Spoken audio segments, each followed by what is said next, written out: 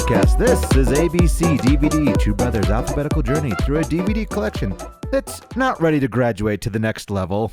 I'm Noah. I'm Josh. And today we are doing Van Wilder, Yes. a National Lampoon's movie. Yes, National Lampoon presents a movie, I suppose. 2002. Yes, it's a 2002. And National Lampoon's falls into two categories. Very much a classical, you have to watch it, or garbage. Yes, I would put this under garbage, but I didn't like it even when it came out. So this is what I think from your library. Yeah, you have garbage taste. I mean, here it's like, I think upon rewatch, this is very much a time and place movie because when this came out, I was in college. Yeah, you were very much like, I think like American Pie, which is not a National Lampoon. No, but also worked because that was the end of high school for me, and it was about the end of high school. So it's very much like, oh, at the time, this, I can relate to. Now it's like, oh, this is just vignettes of... Yeah, this doesn't age well like other National Lampoon presents college comedies. Very that much like Animal House, yeah, which I think it's trying to parallel heavily. I mean, this one, basically, my notes are going to be, hey, this thing's referencing better movies that you can watch, and I'm going to talk about that. Whereas this one is... Yeah, it was a product of its time, and I'm sure stays in the product of its time. Yeah, but yes, let's go with the shortest synopsis I could find. Was the most popular kid on campus meets a beautiful journalist who makes him realize that maybe he's afraid to graduate. Okay, I mean, yeah. Or Van Wilder has yet to graduate after 7 years of college, and finds out that maybe there's reasons behind that. Yeah, as he you live a semester in the life of the most popular kid in college. Yeah, basically. But yes, we'll go to the breakdown. The breakdowns. As directed by Walt Becker, who is known for Old Dogs, Wild Hogs, and Clifford. Oh, okay. A little theme going on. I was like, oh, there's not like something else like Crazy Cogs. Or something like it was written by Brent Goldberg and David Wagner. Right. Brent Goldberg was known for The Girl Next Door, Crimson Tide, and The Underclassmen. Oh, there's something sticking out there. That's okay. One of these is not like the others. David Wagner is also known for The Girl Next Door, Underclassmen, and basically all the other Van Wilder sequels, which went directly to DVD. Yeah. The cast is Ron Reynolds, and Ron Reynolds is big enough that you get to play. What did IMDb choose? Okay. I'll say Deadpool. 1. We're just doing movies? Just doing movies. Okay. The Proposal. 2. And we give you a hint. It's an indie. Okay. The Adam Project? No. Okay. That's not an indie. It's just Netflix. It was just Netflix. I don't know. Could be Buried. Buried. Okay. Yeah. Yeah. Tara Reid, who is known for American Pie, Alone in the Dark, and The Big Lebowski. She is in those. Funny. Yeah. And they chose Tim Matheson as number 3. Yeah. Who Animal House. Yeah. West Wing, and The Heart of Dixie. Yeah. Okay. Vice President Otter. Vice President Otter. Yeah. So, I guess, jumping into this. Yeah, it starts with, a college first day, spring semester. The voiceover, college. And a voiceover with Ryan Reynolds, Yeah. A good start that your comedy needs a voiceover. And I mean, I guess we should also point out, this is Ryan Reynolds' first leading man role. Yeah. It's like his fourth movie or fifth movie overall, but this is where he gets to be a star. This is coming off of his success in the short-lived, I think it had 80 episodes of Two Guys, a Girl, and a Pizza Place. But yeah, this is where he has transitioned to leading man, comedy star in movies. And I should also say that the writers based this on the real-life experience of comedian Bert Kreschner, who also did not graduate. Took a while to graduate, or didn't ever graduate, just stayed in school forever. Yeah, I mean, what as a overarching story is not bad. And but as we're going to kind of go through this, like, it's just vignettes of... It's not good enough, I feel, So, we start with Odd College. We get a fake blowjob. Yeah, the blowjob fake out of old woman's actually measuring him while sucking on a lollipop. This is the humor we're going to get. Sometimes it works, sometimes it doesn't. Yeah, and... Yep, we get a random, jumper at the top of it. Van goes up to help him. And I think... it establishes early on, versus like other college movies, that Van is actually a really good guy. Yeah, no, he's not a bully. He's actually not a slacker. No, as I said, when he does go to class, he actually does well. He just doesn't want to leave. He just likes the ambiance of being in college. But here's our first reference to other college or sex comedy movies is the character of Curtis Armstrong, who plays the campus cop. You might know him as Booger from the Revenge of the Nerds movies. I think that's the whole reason he's in this movie. No, they definitely have drawn from all I'm going to point it out. 80s. It's not even 80s, but it's all these college or school-based. School-based comedies and sex romps. So, but no, it's he goes up there pantsless. He makes a few ball jokes. Some script jokes. We established he's been there for 7 years. Yeah, 7th year, and he starts his school year off with getting his personal assistant. Yeah, which has a longer line than any of the clubs. Yeah. They're all bad. It's kind of weird, And then we get to know that his dog Colossus has giant testicles because that's hilarious. Big balls are funny. Yeah. But we get Taj, who is played by Cal Penn, who you might know later on as in Harold and Kumar Go to White Castle. He's also in House. He's become a bigger actor, but this was his first one of his first real ones. He was hesitant to take this role because they were insisting he do a stereotypical Indian accent. And it's like he doesn't have that. And he's like, I'm being told by this white person to talk like this when that person doesn't even speak my language, which I actually can speak. But he said, I don't have a great resume. I want to break into Hollywood. This might be what I have to do. And he's like, I looked at the script and there were some very questionable things in it. And I thought if I was on there, I could make it go away. And he actually did take some, insist on some things taken out. And they, to their credit, did listen to him on some of them, like saying, hey, he's an exchange student who's been in America for a while. He would not be wearing traditional Indian garb. So he's not in the movie, but they wanted him to be at first. And then later on in the movie, there was someone going to be in brown face. Oh. He said, maybe you shouldn't do that. Maybe you shouldn't do that. And so luckily they listened to him. So no, it's like all the things that don't age well are not the most offensive, but you're like, Yeah. So that's, so he's basically, he played the system to start his career, but it is, that unfortunate thing. Now, on the other hand, Ryan Reynolds also kind of did this to start his career. Yeah. Because he said that he was kind of bummed that people would come up to him as like, you are Van Wilder, come drink with us, come party with us. Like, yeah, I'm not actually that kind of dude. I don't actually. He's like, he saw the rough cut and hasn't seen it since. He has not watched this movie. Well, I mean, and luckily for, Ryan Reynolds, he's gone on to do other things that you don't, probably get the hey, you're Van Wilder. No, he is now Ryan Reynolds, but yeah. Or Deadpool. Yeah. But continuing on.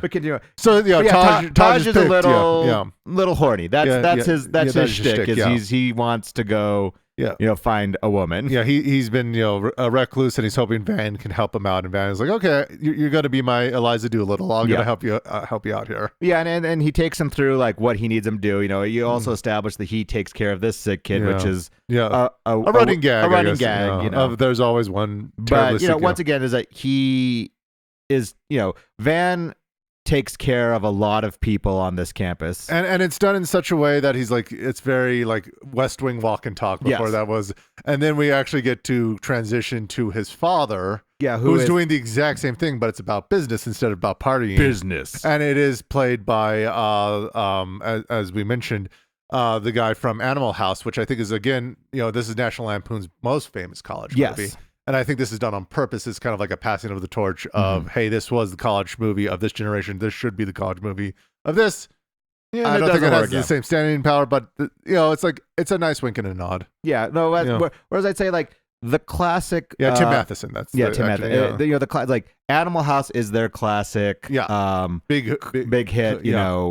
College thing. Yeah. That along with like the Christmas Vacations. Those are their big ones. And if you ever want to go look, like there is a whole catalog of movies you're like, oh, I didn't even know those existed. Yeah, these are garbage. Yeah, so this is like this straddles in between. I don't think it's garbage. I just don't enjoy it. No, I think at the time it was bigger than not. I don't think it's had the same lasting power as some other films have. Yeah, so. But yeah, no, you get him, and then he realized, like, wait, I've been paying my kid's tuition for 7 years. Is like, showing how amazing a father he is. Yes. But then we go to Gwen, who's the hard-hitting reporter at the school newspaper, and this, and she's kind of given this assignment to what we were told is to get a report on Van Wilder.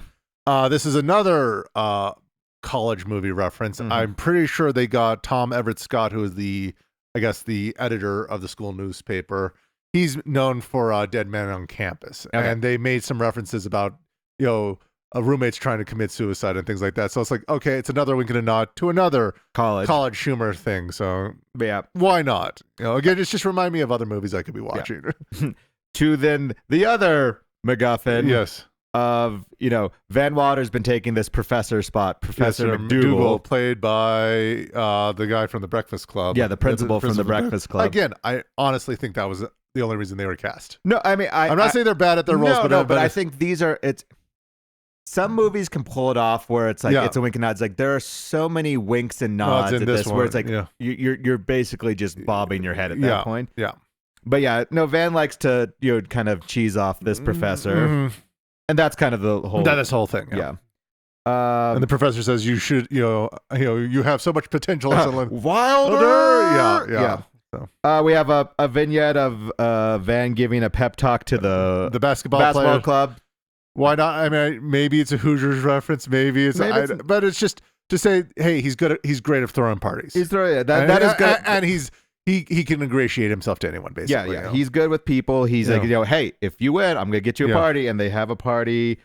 But we first go to our antagonist, I guess, is the hazing at the Delta house. There's like, because a college movie is not a college movie without a snooty, preppy, sporty, fraternity, and it's Van Wilder, so we're not above having at least two dick jokes. Mm-hmm. One, they're Delta Iota Kappa, so they're dicks, and then it's Richard Bag, so he's a dick bag. So yep, that's for the thinking people who catch those references. Yeah, but I mean, it's the stereotypical. These are the bad guys. Gwen's with the bad guy. Yeah. La la la la la. But But we go to the party at Van's, and this is when Dad shows up, and he's basically just saying like, listen, you're cut off. It's another one of those like running tropes of from the 80s, like, oh no, our house is going to get closed down if we don't get the rent, or so that's shtick is like he needs to get money so he can pay his tuition because his dad's cut him off. Yeah, so he needs to every month. He gets a tuition extension in a fun, I guess, way. I was like, he goes to meet with the financial aid lady, and this is just horrifying. I know that he was basically sexually coerced into getting an extension when he didn't need to. So it's like, okay. Yeah. Fair enough. But basically, his first endeavor is to do, topless tutors, which this is also a big trope in the National Lampoons. If you don't have at least a few scenes of toplessness, it's not. If there's no nudity, why bother? I mean, it's not too far off what HBO does with some of their shows, but it's like or like the slasher horror films. It's like you just gotta wait for it to show up and then we can move on. But so that's his first thing of how to get money. Yeah. Gwen finally meets Van Wilder, and he's like, I don't do interviews, but basically. Says like, hey, if you come to this, this run, I'll talk with you. It's a date. It's not a date. Yeah, it's the kind of thing. It's not really. These aren't meet cutes, but it's like it's the back and forth of they're just playing off each other. Yeah, and so we get the first potential interview at the Naked Mile Run, which is a college tradition at some colleges, and wasn't at mine, but. At my university, I think it'd be too cold. I think people would die at yours. Well, for the first day, like when all the freshmen or fresh people are there. Yes. First years. Yes, first years. They, all the first years gather, in the quad for kind of like, hey, welcome. Yeah. And any upper class, people who are there run through naked. So, it's in different forms, different places. Breaking the ice and so. But Gwen's like, and I feel like. She's not a freshman here. She knows this probably should exist. But neither here nor there. It's to show that we have just one scene with the dog's balls floating in the pool. Why not? And just to remind you, the owner of the strip club is a little annoyed that he doesn't have a stripper. So the topless tutors is gone. Yeah. So we find out what the new thing of this geeky fraternity says, like, hey, we'll pay for you to throw a party for us. Yes, the Lambda Omega Omega, so the Lou. So if there's a bunch of them, they're the losers. But yeah, no, and Van's like fine with this. We have if you're familiar with The Big Bang Theory, Howard, that actor is there. Yep. But basically they let slip. Simon Helberg or Helberg. Yeah, it's one of his earlier roles. Yeah. But basically Gwen is there to kind of cover him. She really is still not like, but she finds out that Van was paid to do this. Yeah, he's a party consultant, and then writes the paper and gets a cover story because everyone wants to know about Van. And he's a little annoyed because he's like, no, this is another reason where it shows him he's good. He's like, I want people to know that these guys are fun in their own right. Yeah, it shouldn't just be because I threw it. It should be because and it's like, He's not upset that his plans were exposed because that actually was good for him and it brought in a lot more business. But it's like the whole point I wanted to do this was to help these guys out. Yeah, and you get the first moment of very much like how he's helping Taj, but on a larger scale. So I mean, at never any moment do you think Van's a bad guy. No. But as he's doing this, he goes to be a male model, and Gwen likes what she sees. It's like she's already seen him naked, but now it's like, but this was okay. This is artistic. There's a bowl of fruit in the way, and his banana's covered. And we just flash back to Richard. Doing. I think this is the croquet. Yeah, it's establishing Richard's a bad guy. Did you get that he's the bad guy? Well, let's just make sure he's the bad guy. Their party isn't good, and So Gwen has her next, interview, and it's a hockey. Yeah, scene. It's just to show that he's from Canada. Yeah, Gwen knows how to play hockey because all her brothers play for the Rangers. Yeah, that's how talent works. But I could see that she might. I'm fine with this. This flip on the. It's cute. Yeah, but we have the heart-to-heart moment of like why do you really want to stay here, and it just. And I'm not 100% like his quote about, don't take life too seriously, you won't get out alive. It's not a direct quote, but it made me think of Ferris Bueller, and I'm guessing that's why. It's like just enjoy the moments when they come, kind of thing. And this is where you start to see Van's falling for Gwen, And then we have the very awkward Richard Six scene, which these are the things that I'm gonna be nitpicky on a comedy that's not dies. It's like, you've been with this guy since freshman year. Is this like new? Because this could be new. Like he's just so into studying for his medical exams. Like this is a new thing. But you just like the look of horror on her face of like, what is going on? Or it could be like she finally has she thought this was normal, and then dealing with Van, she realizes there's another way, and now it's the curtain's kind of been lifted, kind of thing. But that's giving the movie a little too much credit. But that's why. But I know. I mean, it's chuckle worthy. But you're just like. But Richard is jealous. He finds out about Van, sets it up for him to come to Gwen's parents' house. Yeah. I mean, and this, if we're going to give credit where credit's like, his interactions with the various doctors is funny. OBGYN, GLAD to meet you. I mean, it's cheesy, but let me guess, doctor. And then it's like, it's you're me and the rich alum and all the movers and shakers. It's like, it's supposed to embarrass him, but he does well. He does what he does about this. He's put all his points in charisma, so he can he can make any party a party. So he's made all the old people and it's remember their happiness. So. To show that Gwen is angry at Richard and they're not a good couple, and Van's the charming blah blah blah. Moving on. So there's a car gag again with McDougal. Yes, I'm gonna pass it on. Yeah, we get to probably the biggest scene in the movie, which is the Eclair revenge. Yeah, so the band's upset about being set up this way. So they medically, as best they could, jack off the dog to get the Eclairs. This scene still makes me it made me sick in college. It still makes me sick to this day. It's gross out humor, and I'll say I still laugh at it. Yeah, but it's gross. It's bad. But it pays off the dog's balls joke. I mean, so there was a reason. But it's probably the biggest scene. It's probably what people will remember the most about this movie, and it still makes me sick to this day.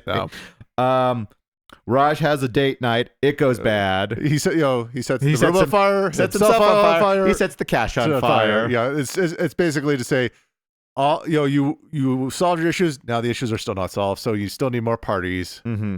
And Gwen steals some transcripts, realizes that he is like a hair away like from a half semester, or not even. It's like 18 credits. A heavy load quarter or heavy load semester of being done. Yeah, and so it's like she realizes it, which I don't think was like ever hidden. Hidden. Like, oh, you're. It's like, well, yeah. Yeah, he's been here for 7 years, and he's always just been like. He's purposely avoiding graduation. I feel like they made this big reveal. It's like, I feel like we'd all kind of figured that out just by the fact that he's been there for 7 years. Yeah. So, but this is at the the belly flop contest. Kind of confronts him like, you're not actively trying to graduate. It's like, yeah, okay, yeah. Well done, Cronkite. So they're gonna have like this one final party that's gonna get him over the threshold to be able to Van's unsure about like, oh, maybe I should be trying harder. Yeah. But so about that point when he realizes like, oh, I should be trying, Gwen's kind of like this awesome person, is Richard hires him to basically says like, oh, I'm marrying Gwen and you should be and also while destroying his mojo, is also sneaking in underage kids to the party that he's throwing. This whole like mwahaha curly, and Van feels sad about this. Gets caught with a freshman by Gwen. And Gwen's already mad because Richard did a terrible proposal and all these things. We're gonna, these are all the steps, steps, but they are not much to. But no, the party, gets busted by cops. Van's in trouble. He gets expelled. And then but it's every Taj finds a loophole. Does this big speech of like, no, you are more than just. A party. Is like, you are the heart and soul of this institution. You bring people together. You help people. And it shows you genuinely do help people. You do. And the people, the student body wants him to stay.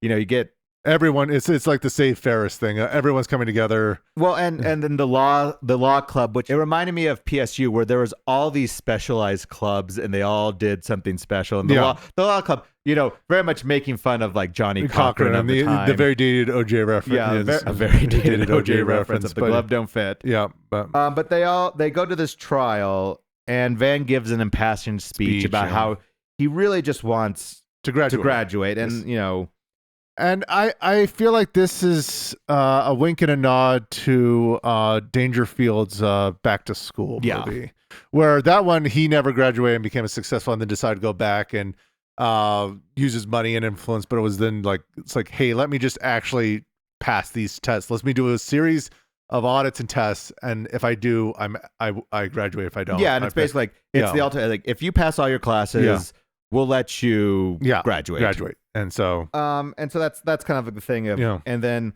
Gwen gets a confession from I forget her name, Jenny saying, "Hey, I had awkward sex with your boyfriend, and we said, it's just like I mean, it's what this movie needs, because otherwise we don't get resolution. Gwen gets her revenge by giving Richard laxatives for he fails his tests, and then kills his reputation by crapping in front of people, all these things.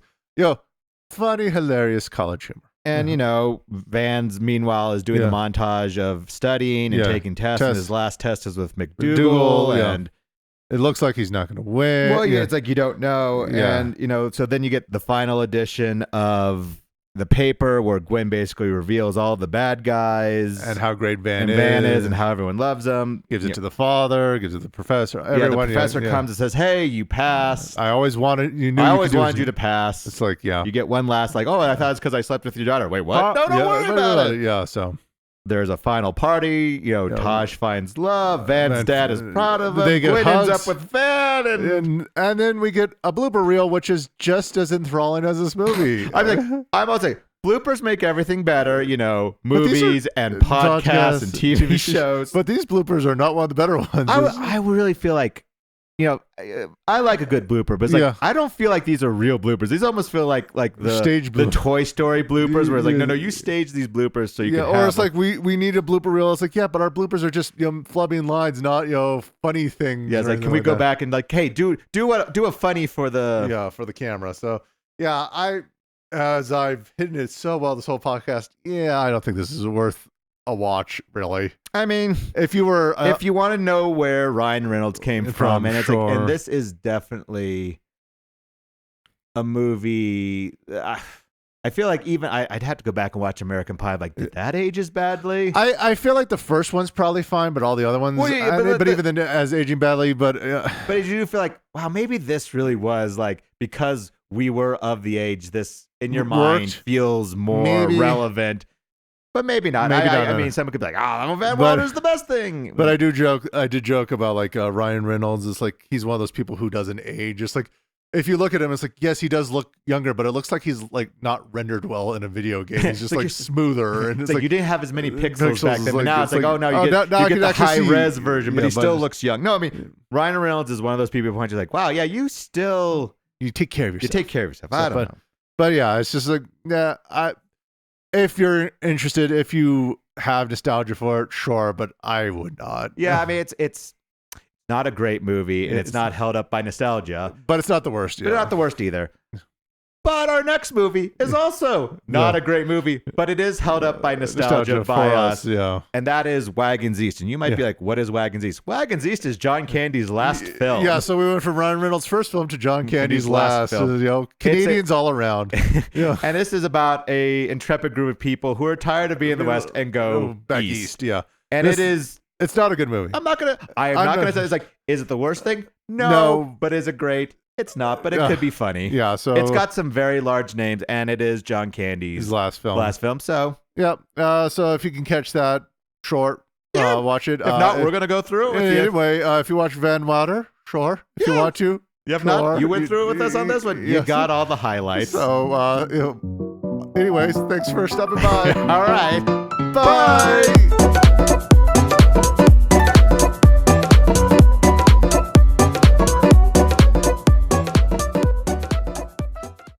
No, Josh, tell us how you really feel about this film.